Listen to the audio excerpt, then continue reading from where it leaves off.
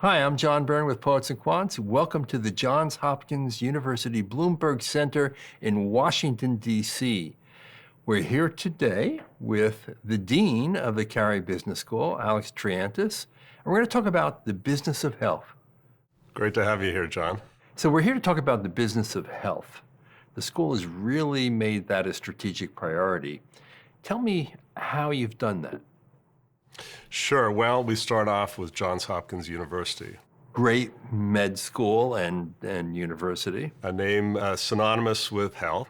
We're in an incredible ecosystem. As you said, great school of medicine, school of nursing, school of public health, and then it even goes beyond that. It's the school of engineering that has a great biomedical engineering department. We have Johns Hopkins Technology Ventures, which is the commercialization part of the university that focuses a lot on all innovations, but in particular health. And so all the pieces are there. And so we basically, Carey, as a relatively young school, has basically harnessed the power of that ecosystem. And so everything we do, we always look to our partner schools to see what can we do that really magnifies or leverages the strength that we have there. So we hire great faculty as a result of that who want to be part of this ecosystem. Right. And we attract great students who want to be with those faculty and want all the special experiences that we can provide for them. Now, Alex, Carey is a young business school, and I wonder how that affects your approach to innovation and essentially creating the modern business school of our age. It's one of the things that's really exciting about being at Carey Business School, either as a student or a faculty member, that we haven't been focused really on the silos. So as schools grow up, they tend to, in the past at least, they tended to develop departments of, finance and accounting and so on. And we have areas, and we really promote interdisciplinary research. So something that I think, as you said, the modern business school is focused on addressing really complex problems that require you to integrate various different functional areas. And so our faculty do that. They are strongly encouraged and incentivized to do that. And our students learn that this is the way that they're going to address problems. So having that nimble organization where we can easily add in a course, because we're not saying, well, every department gets 2 courses in the curriculum, but we say, look, what do our students need? They need a course in AI. We'll put it in the full-time MBA program as we did 3 or 4 years ago. And this has really helped students understand and become comfortable with what's going on in AI. So that nimbleness and interdisciplinarity is really making a difference in terms of how students are learning. I mean, you're not burdened by decades and decades of history and investment and Right. tradition. So having been able to take out a white sheet of paper and say, what should the modern business school look like?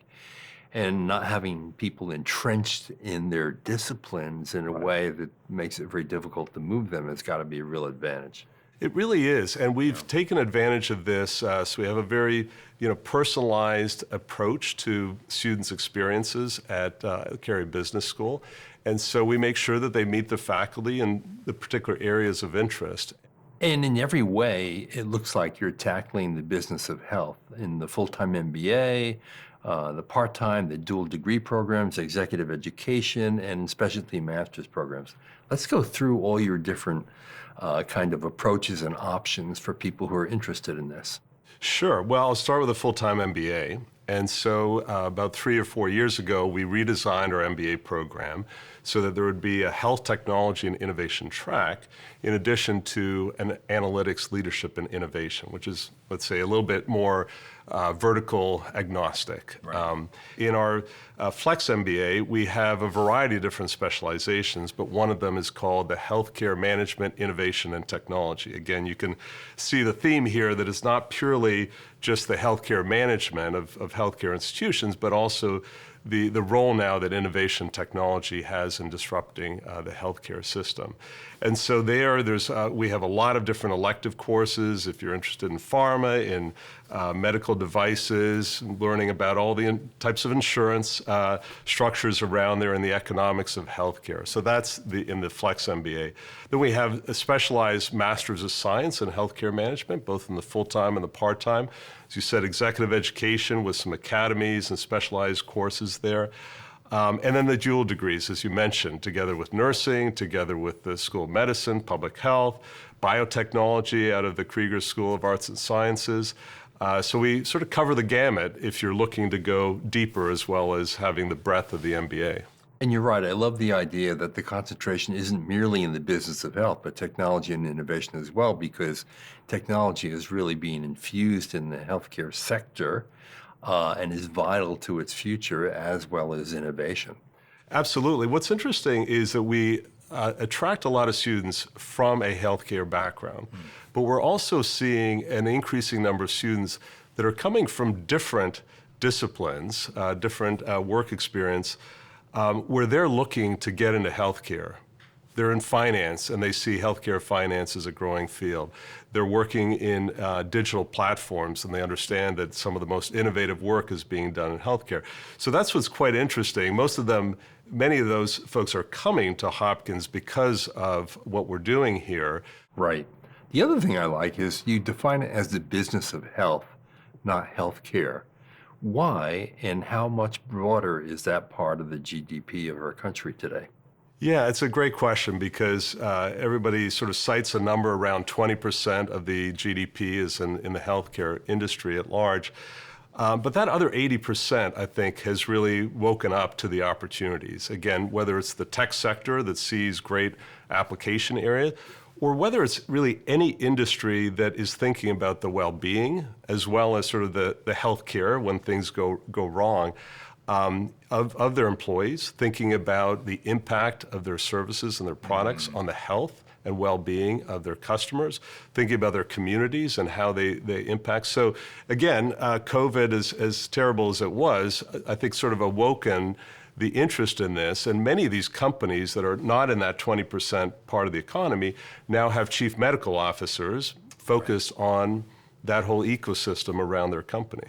Because it's a major expense for every company. Absolutely. That's the other part, right? Is everybody's focused on the cost, on the quality, and also the accessibility, right? And so that's what's really exciting about the innovation technology part, that hopefully the quality and accessibility gets better, but also we need solutions to try to bring down the cost as well. Now, Alex, I've often wondered why more business schools aren't tailored to this sector of the economy, because after all, it's always been a very large and important sector, but not one historically that has hired many business school students. I would say that traditionally, at least with full-time MBA programs, the focus was on more traditional industries outside of the healthcare sector. Maybe that sector wasn't perceived as moving rapidly enough, and so folks were going into consulting and finance and so on. But now many of these companies in consulting and in finance understand that there's a lot of specialization in the healthcare industry, understanding the terms, understanding the economics and how insurance works and so on.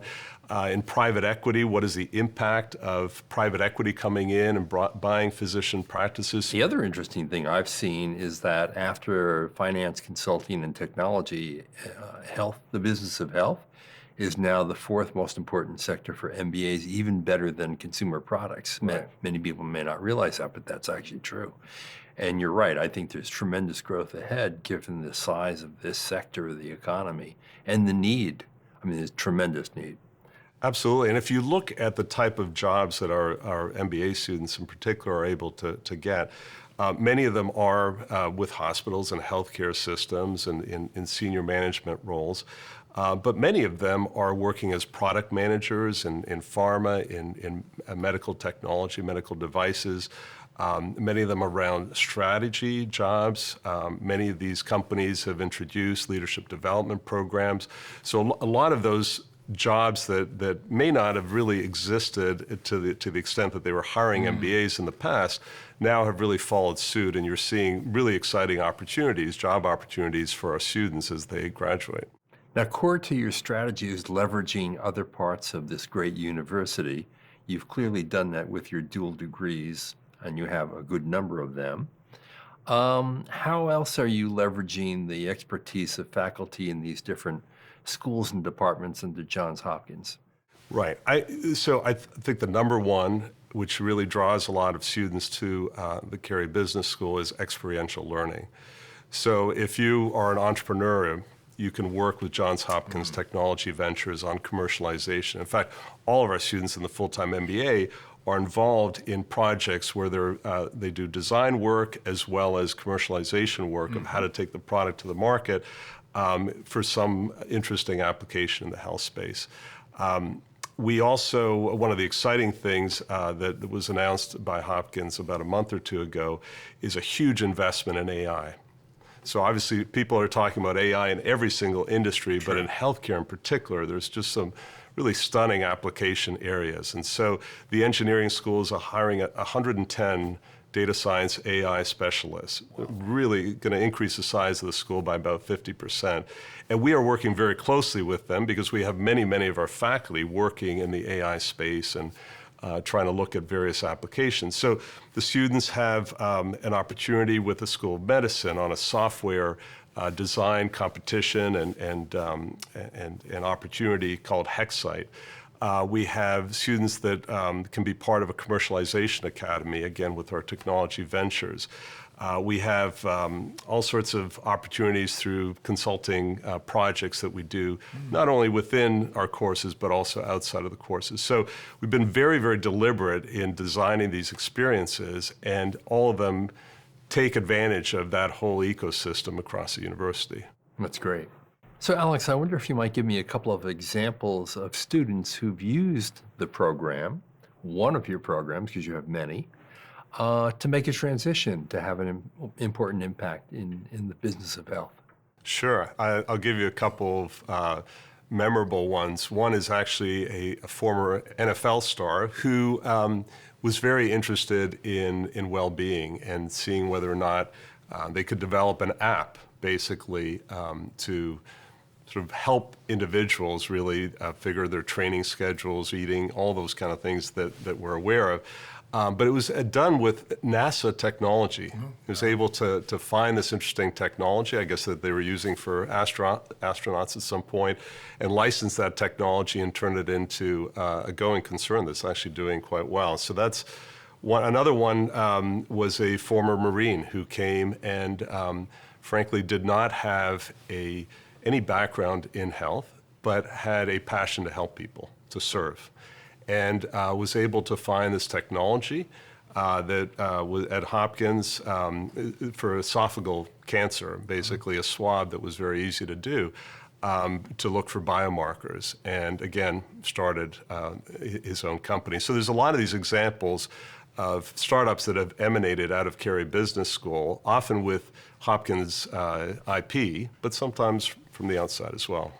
So that's another way the school actually benefits from the ecosystem, which you may not realize because there's a lot of patents probably that come out of the med school that can be leveraged and utilized by business school students in concert with students at the med school to build something new and different. Absolutely, Yeah. and it's not, when I was not only Carey going out to all the various parts of the ecosystem looking for partnerships, we very often have them coming to us, and so that's a great example where Technology Ventures, Johns Hopkins Technology Ventures, has said, we need your students. We want to grow companies here in the area. We've got a lot of IP, and we don't know what parts of those can actually be commercialized successfully or not. So let your students come in here, be part of our commercialization academy, learn about the process, and have this ability to start companies as well. Right. Now you have more than one MBA program, and I wonder what makes your MBA programs different. We've covered experiential learning. Certainly that's a core part of it. Leveraging the overall university in the business school. Is there something else too?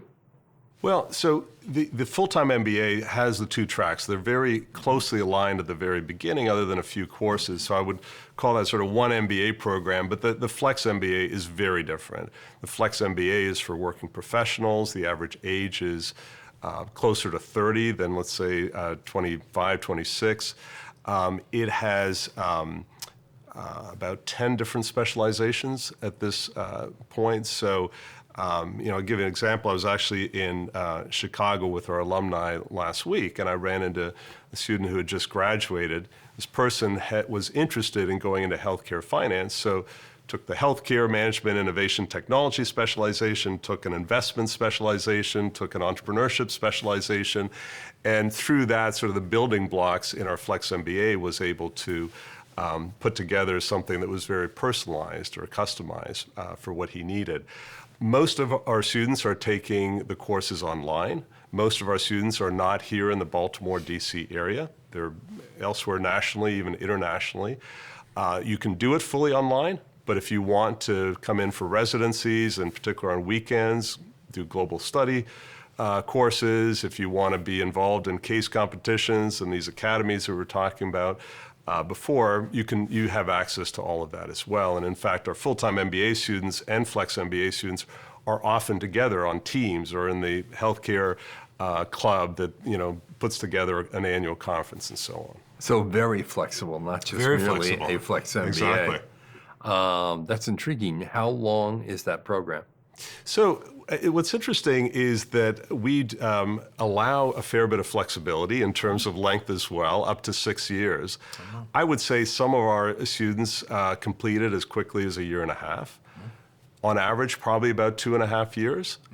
But in particular, because we have a number of physicians and nurses that are working so hard and in other professions as well, that they want to kind of pace it out a little bit. Not to mention folks that get support from their companies, and the longer they take, the more support they can get from their companies as well. Which is a good reason to stretch it out. Yeah. Now, you have more than one intake a year in that program? We do. We have 3 intakes in late August, in January, and also in May. So that's another flexibility, part of the flexibility, program. yeah. We keep adding on the layers of flexibility here. We're being joined now by Vanessa Battista, who is a recent graduate of a dual degree program. You not only got your MBA, Vanessa, but you also got your doctorate in nursing practice. Vanessa currently works as a senior nursing director in palliative care at the Dana-Farber Cancer Institute in Boston. Welcome. Thank you. Thank you for having me. So how was it? A dual degree? That takes a lot of work. It was a lot of work, but it was also an amazing experience. What made you decide to get the dual degree?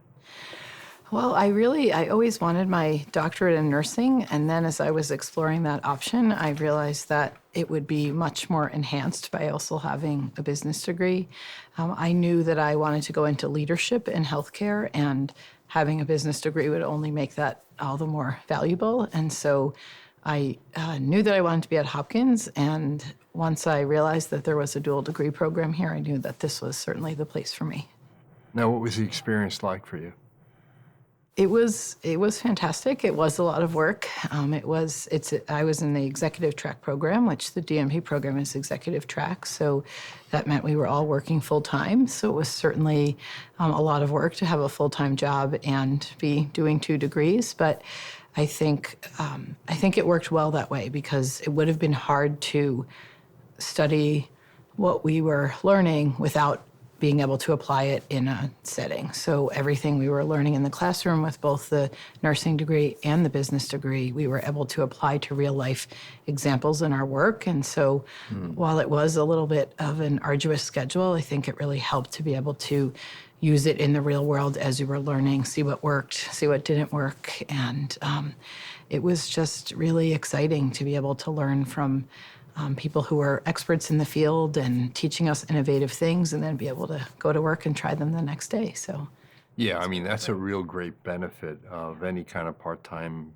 program where you can actually apply what you learn in the classroom immediately, test it out, and then come back to your faculty member and say, hey, I tried this, and it either worked or it didn't work, and get immediate feedback on it. And you're in a leadership role, and you're managing people, and I would think that the soft skills you learned and practiced in the business school have been really helpful to you. yes, absolutely. I would say, and this may sound a little bit hokey, but I mean it honestly, that not a day goes by that I don't use the skills that I learned in the dual degree program, and really in the MBA program. I focused on organizational leadership, and being a leader on a team in healthcare is every day. There are people coming, people joining the team, people leaving the team, people that are upset about something, thinking about just how to convey a message to a team. I think, when you're in leadership, you're always thinking about what you say, how you say it, how the message gets delivered, how it's received. And those are all skills that I learned in the MBA program. So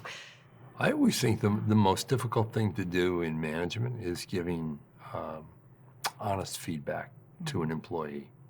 And I think in a business school really teaches you how to do that without a negative implication, if you know what I mean. So there's not a lingering feeling of discontent or dissatisfaction. And that's a real skill.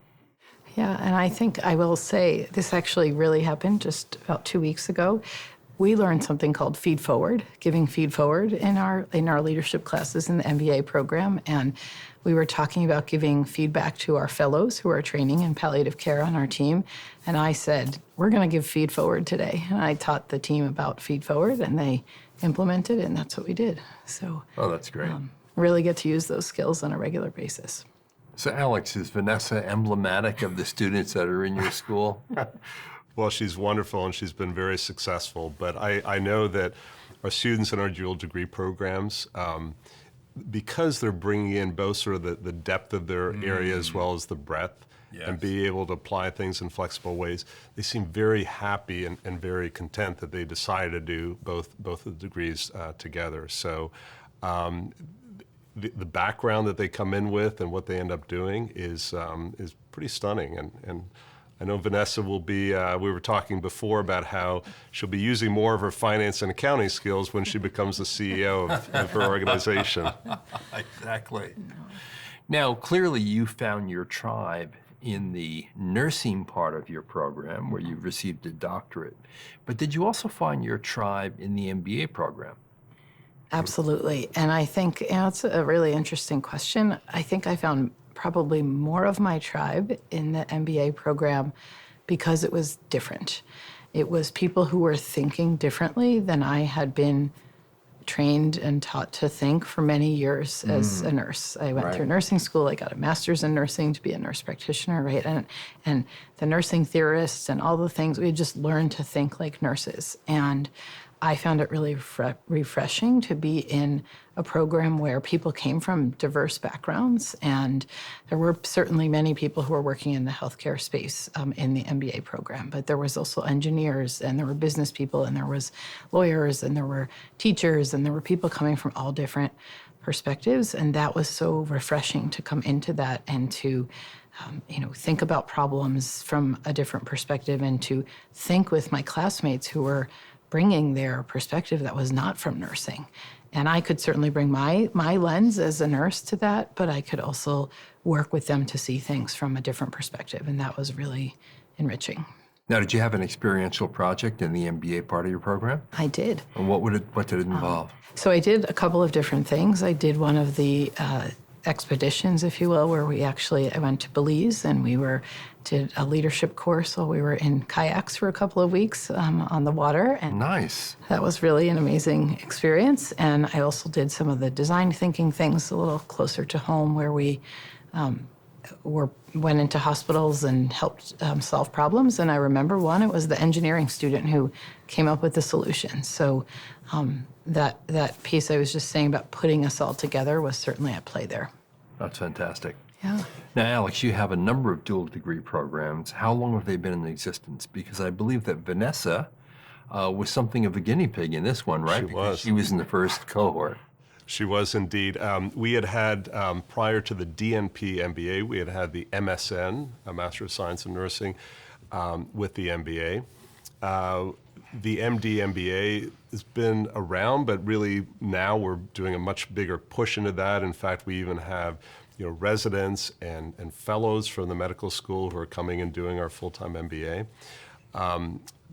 We have a JD. We have a lot of across the gamut, but some of them are brand new. Some of them have been redesigned, in particular when thinking about sort of online learning and what we can do there. That has allowed us to kind of rejigger these programs. One of the things that we put a lot of investment and focus on is our teaching and learning. We have a teaching and learning group that has more than 30 professionals that this is all that they do, is that they work together with faculty, figuring out how to design experiences, such as what Vanessa was talking about, but also every course, whether it's online or in person, how to change the course, the nature of the course and the curriculum so that it can really take advantage of experiential learning and trying to take things that can be done out of the class to give more space for lecturers and visitors to come from the outside as well as experiences. So Vanessa, how did you find the business school professors? Weren't they better than the nursing practice professors? I don't know if I could say they were better or worse, but the professors were great. They were really just reachable, and I think they were real for us. I mean, some of them are working. I remember being taught by an economist, and you were like, "Wow, these people are so impressive." But they were all really approachable. And I remember one time struggling with an assignment, and it was like Thanksgiving, and we were all with our families, and the professor just wrote back and said, take the day off, enjoy the day with your family. And it felt like, wow, this is really people who care about us. They were fascinating and brilliant, and people who were doing all sorts of interesting work in different sectors of business and all different areas. But really, for us, they were just real people that we could talk with and have a conversation with and share experiences with. And it was really great. I love that the professor responded to her over the holiday. Yeah. The other thing I would add is that we don't view it as, okay, there's the nursing stuff and here's the business stuff, and the faculty aren't integrated, they're just doing their own thing. It really is integrated. So I mentioned our Hopkins Business of Health initiative, which has faculty from all the different schools, and the faculty really get to know each other. And so they have joint conferences together. The nursing school just announced recently a policy center, a nursing policy center that's going to be housed here in Washington, D.C. Our faculty will get involved in that as well, I'm sure, on the future of work and the burnout of nurses and all these issues that are business issues as well as nursing issues. So that makes a big difference when the faculty are integrated. It really shows in terms of the way the programs are designed as well. Yeah, totally. Now, Vanessa, did you have a favorite course? That's a hard one. I think the leadership courses for me were what I enjoyed the most, and that was probably just because that was my area of focus. I don't know that I had one favorite, but I really enjoyed the leadership courses, and I did enjoy the experiential learning. I felt like that was honestly one of the best ways to learn, to be able to apply what we were learning. And, I think for me, the finance courses weren't what I knew that I didn't want to go on for a career in finance, but I certainly learned a lot there, and it was all background that I use, right? Like, I understand a budget when someone hands one to me or asks me to create one. I will never be a CFO, but I have that understanding. So I certainly had my favorites, but I think having the courses you had to take and then a number of options of where you could choose to focus was an ideal way to learn a little bit of everything. And you've had time to practice what you've learned in the workplace because you graduated 2 years ago. Mm-hmm. So how has it all turned out for you? I mean, how do you think you're different today than you were before you entered the program? That's a great question. I think I'd like to think I just think about things differently. Yeah. I think I view healthcare from a business lens and the business from the healthcare lens. And being in a leadership position in a healthcare environment, you think about it all the time. Someone says, I want to do this, and this would be great for our patients. And I say, yes, that would be great for our patients. And how are we going to pay for that? And how are we going to have enough staff for that? And what are the outcomes going to be? And how are we going to measure them? And what are the objectives? And I just think about all of the problems or the challenges or the tasks I face in my everyday work from the lens of both things, right? The ultimate goal is always to provide the best care we can provide to patients at the end of the day. But we all know there's so much going on behind the scenes to get to that point. So from my perspective, I'm looking at how do we deliver the best care by doing all of these other things that need to be done and making it, looking at the outcomes, making it measurable, knowing what we're how we're thinking about it. Can we afford to do it? So it doesn't feel like two separate things for me. It just feels like bringing it all together and showing up every day and doing the best that I can to just sort of bring my lens. And that feels really like a privilege to be able to do that. So a lot of it comes down to really asking the right questions and having a framework that you've been given to ask those questions. Like I know you recently were involved in planning a retreat. And instead of just going off and having a merry band of pranksters at some event, you actually were asking some hard questions about how it should be organized and what the outcomes should be, right? Right. I think it's different. There's not, we were the first class, the first cohort to do the dual degree. There's not a lot of people who are necessarily thinking this way in nursing. Right. And so it's bringing a different perspective. That's terrific. Now, Alex, how do you keep Vanessa and your other alums engaged in the program in the school once they graduate? It's a great question. In fact, I saw Vanessa a few months ago up in Boston. We had an alumni event up there.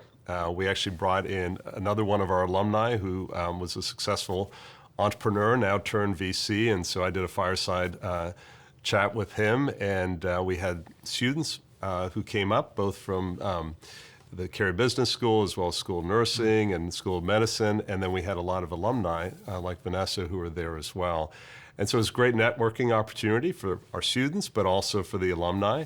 And so we try to do this really in many cities around the world, where we can have a little bit of content, but also really emphasize the networking and include current students as well. In particular, many of our Flex MBA students are all across the country, so this is an opportunity if they happen to be studying and based in Boston, that they can come, they can meet some folks as well. So what's in your future, Vanessa, now that you have this degree and you've spent 2 years practicing your skills? Do you sort of have ambitions to rise in the leadership ranks? So I'd say yes, I certainly think about where I'll be going next, but I also took a job where there's a lot of room for me to grow. It was a huge leap. That's great. It was a huge leap for me to step into a leadership position and at the level that I did. And I think I was able to do that because I had my doctorate and my MBA. And I purposely took a job where I could probably stay for 10 years and grow into this position. And so I think for right now, I'm learning and growing every day, and we'll see what comes after that. So as a result of the program, you actually immediately increased your responsibility and your job content. Oh, And absolutely. presumably your compensation, I hope. Yes, absolutely. Yes, all of those things. One of the things I do think that a good MBA education provides is self-confidence, not cockiness, not arrogance, but self-confidence to be more forceful and certain at work and firm about your beliefs and what should happen. Did you get that out of the program? Yes, I think because we gain the skills, right? And Yes, so you're a little totally. more confident when you know Yeah. what you're talking about, right? It's easy to go in and say, I think we should do this. But when you can walk in and say, I think we should do this because of A, B, and C, and this is how we will do that, and this is the strategic plan, and this is how we aim to get there, then you are able to feel more confident because you actually know how to do it versus just saying, I have this great idea. Like, my boss doesn't want to hear, like, what I want to do. He wants to hear how I'm going to do it, right? Or she, I have two. So it's being able to walk in confidently with a plan and say, this is the problem and this is how I'm going to fix it.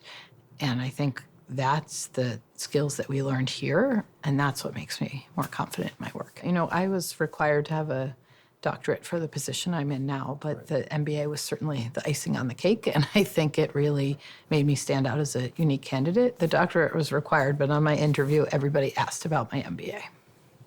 That's fantastic. That's exactly what you want to have happen, right? Absolutely, absolutely. I'm often stunned when I either meet directly or talk to our faculty, and they say, "Yeah, well, I have the head of radiology of this big hospital, or whatever," and because of the Hopkins name, it's around the world. That's how we get many of our international students are that they come in because they want an MBA from Hopkins. So. Now, another thing that Vanessa does represent in some way is the fact that your MBA program is gender parity, has reached gender parity. Is it for 4 years in a row now?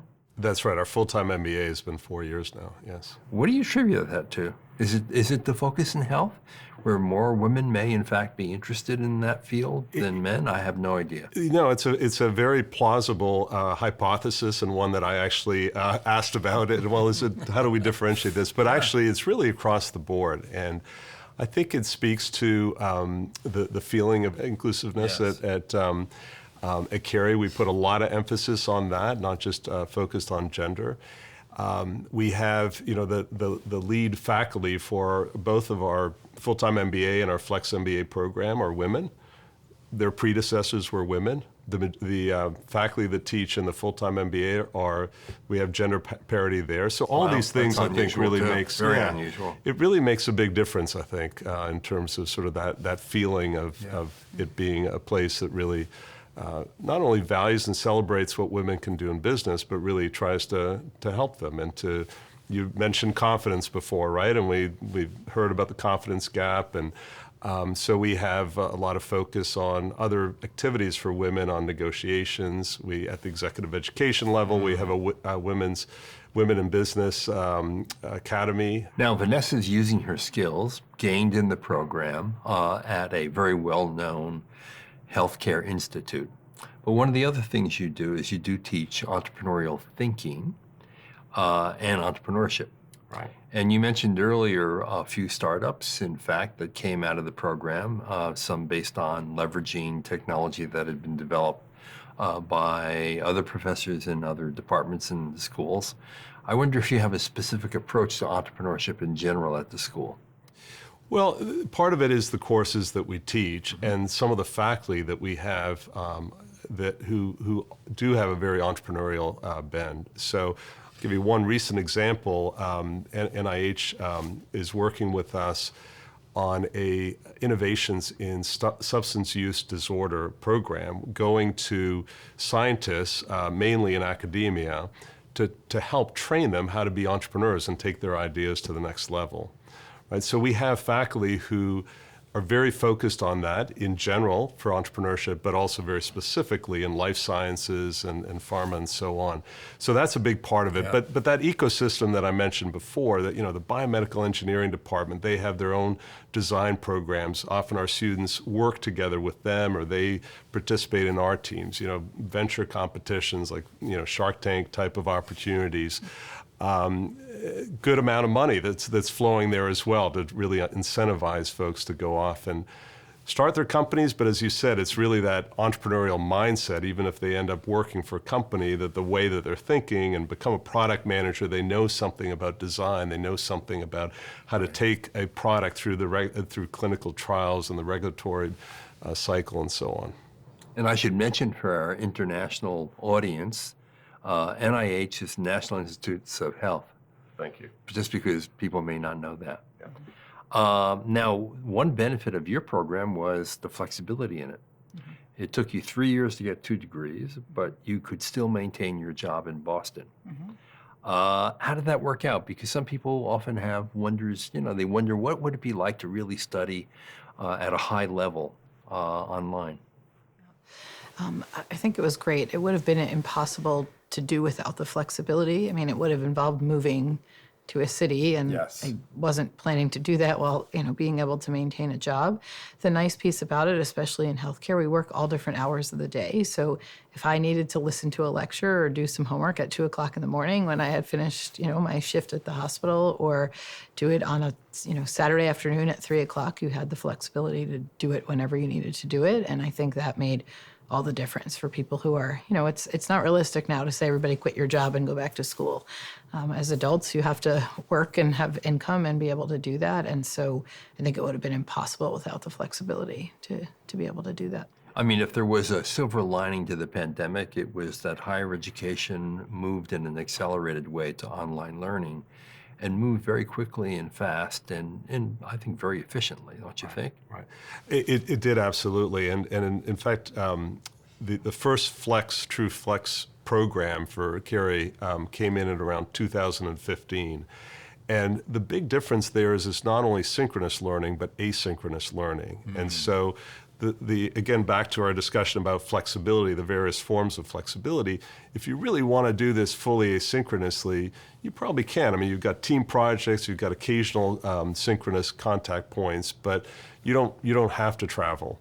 But if you want that networking, additional networking opportunities and to be in person, that we allow for that as well. So I think that's kind of the next phase, right, is how do we all, as business school, design our programs in a way that we can tilt to those who want even more flexibility, but for those that want more synchronous content, we can provide that. And we're trying to make sure we have the right mix there. So Alex, a good example of the flexibility is both the online and in-person options for your MS in healthcare management. How has that worked to benefit the program? Yeah, it's interesting. While we've been talking a lot about the MBA, we do find that some students are looking for a shorter option. In the case of the full-time program, they can get that done in 1 year. We get all sorts of folks interested in that. We get some who are doing a gap year before medical school. Trying to learn a little bit more about the healthcare system, which is, I think, good to front load that knowledge before they go and get their MD. We get a number of international students from around the world. Many of them are physicians, again, trying to learn a little bit more about not only our healthcare system here in the US, but also about innovation and technology as well that we emphasize too. So that's in the full-time program. The part-time program get all sorts, it's actually a fairly large part-time MS program, and we get a lot of students who are from all walks of, some of them may be physicians, but they may be policymakers working for the Federal Drug Administration, the FDA, and so on, trying to learn a little bit more about the economics behind healthcare as well as some of the other elements. Well, Alex and Vanessa, it's been a real pleasure, and it's been a pleasure to have all of you join us. As you know, we've been speaking to the Dean of the Carey Business School, Alex Triantis, and Vanessa Battista, a recent graduate of the dual degree program, the DNP and MBA. That's a lot of initials there. And we've been doing this at the location in Washington, D.C. for the Johns Hopkins University. I can see out the window there the Capitol building. It's a beautiful spot. Come on down and visit. This is John Byrne with Poets and Quants.